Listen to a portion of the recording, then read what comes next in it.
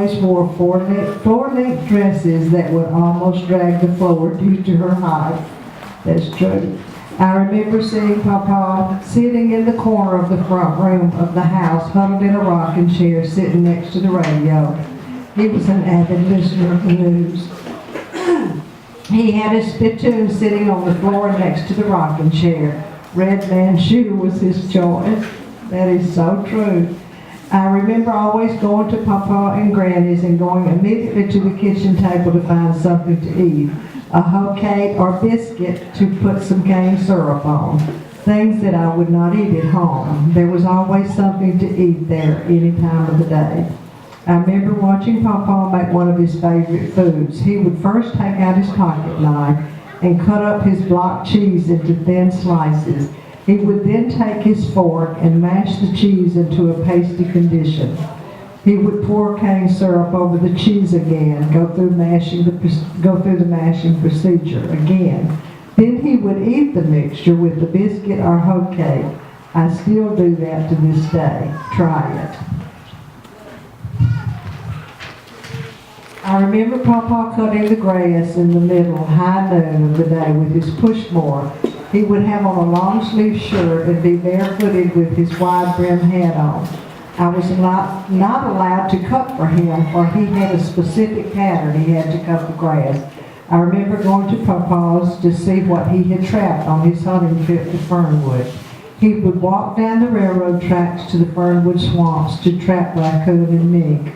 He would have them skinned and mounted on a board that he hung on the back wall of the corn crib. There was a fur buyer that would come through the area to buy his pelts. I never knew that. I remember Papa walking from his house out to Persequin to go fishing. He never asked anyone to take him. He was in great physical condition. I remember helping Papa to harvest the catawba worms crop off his trees. He would take a cane pole and hit the limbs to try to get the big worms off the trees. I remember the time I was at Papa's and fell down and caused a wart on my finger to start bleeding. I went to the house to get something to wipe the blood off. Papa asked me if I wanted to get rid of that wart.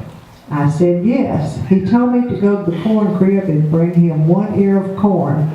He took the ear and shelled it down to the middle of the ear and told me to pick one kernel from the ear and to put the blood from the wart on the kernel. He told me to feed the kernel to the chickens who were already eating the previous kernels that he had shelled. I did so. He told me to forget about the wart and it would go away. In a couple of days it was gone. I remember one day that I was running and playing in back of the house near the corn crib. I ran upon the biggest snake I had ever seen laying there in front of me. The snake, it must have been 6 feet long. I screamed for Papa to come kill the snake.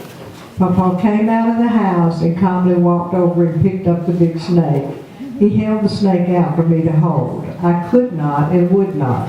He told me that the snake was a king snake that ate the rats in the corn crib. He took the snake and put him inside the door of the corn crib. Needless to say, I never went in the corn crib again. I remember those family gatherings at Papa's on many occasions. Daddy and other adult males would have us grandsons wrestle each other for their entertainment, I guess.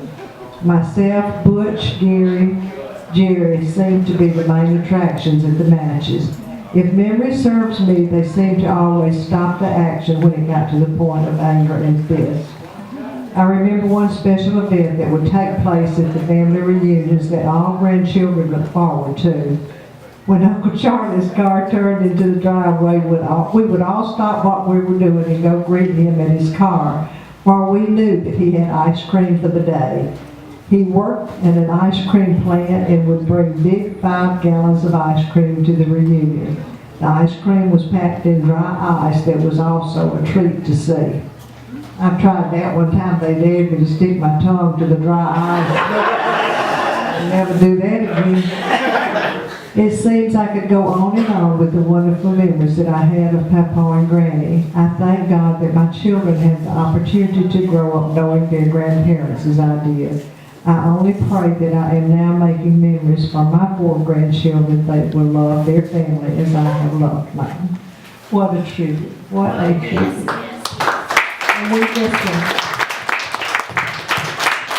Thank you, Paula Jane.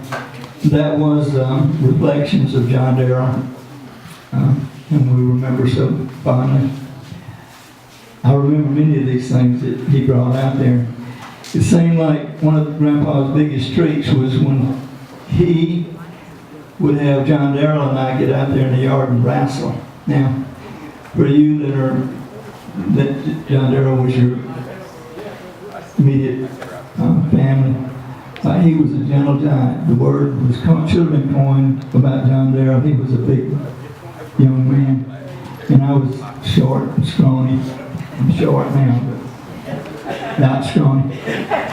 And it nothing delighted Grandpa anymore than to get us hooked up out there in the yard wrestling. John Darrell had all kind of pity on me because he could have hurt me, but he didn't.